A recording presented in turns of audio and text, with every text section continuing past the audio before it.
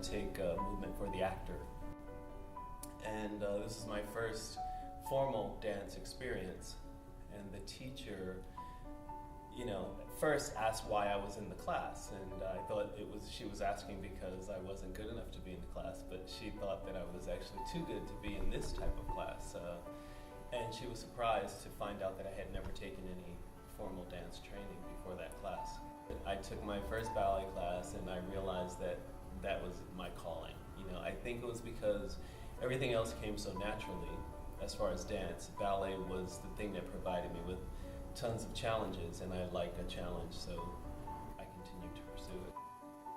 But my reservation was to wear tights, so I was like, do I have to wear tights? And the first teacher I had, he let me know that I'd be in good company because there were members of the football team who were required to take, and he didn't require them to wear tights. So he said, you can wear sweatpants. He was enthusiastic about the idea of having men interested in ballet, so he didn't want to, I guess, dissuade us in any way. So he allowed us to, be as comfortable and relaxed as we were. I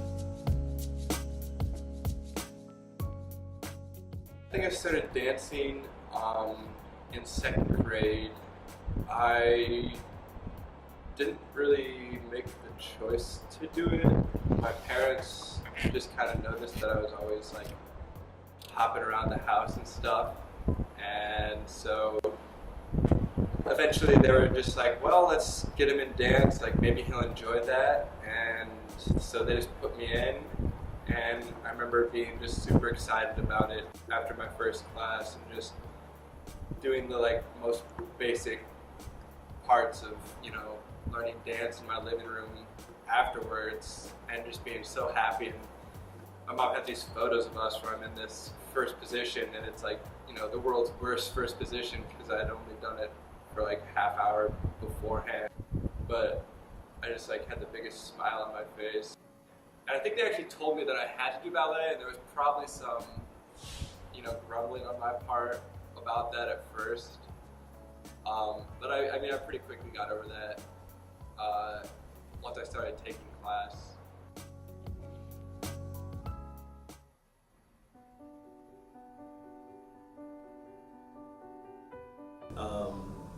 Yeah, I do believe that if I were approached when I was younger and still living with my family, I probably wouldn't have started to dance.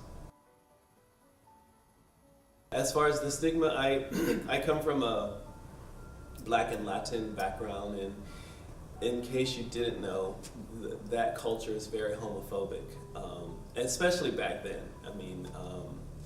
This was in the early, in the late 70s, early 80s, and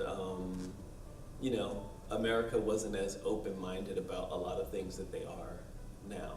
So yeah, just thinking along those lines, I'm sure that had a lot to do with my reservation.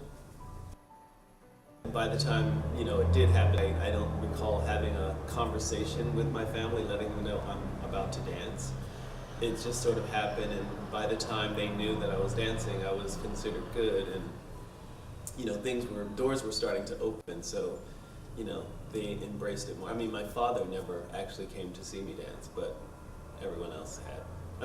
I had a relationship with my father, but, he was the Latino, homophobic, machismo guy, so I never asked him, to be honest, but I just wouldn't imagine him being the type of man that would come to see me dance ballet in tights.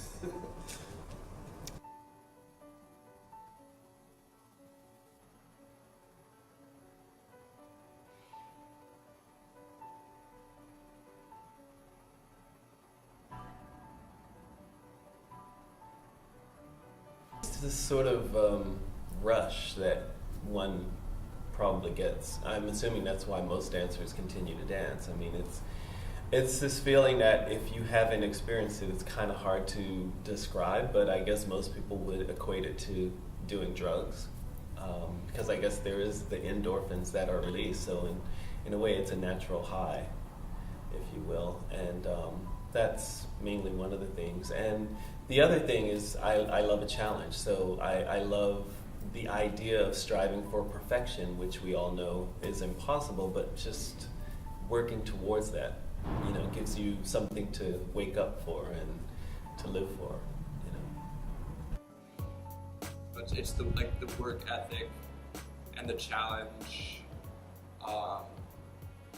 It's the reward you get for performing. The little selfish pleasure that you get from people watching you, being like the center of attention. It's like the hours in the studio beforehand, before that little selfish reward. It's the moments leading up to the reward. Is like the sweat that is like sticking in your body at the end of the day. And you hop in the shower and you're like, oh gosh, this is so gross. But then you get on stage and you're taking a bow and you have just as much sweat on you, but it's like, all right, the sweat was worth it.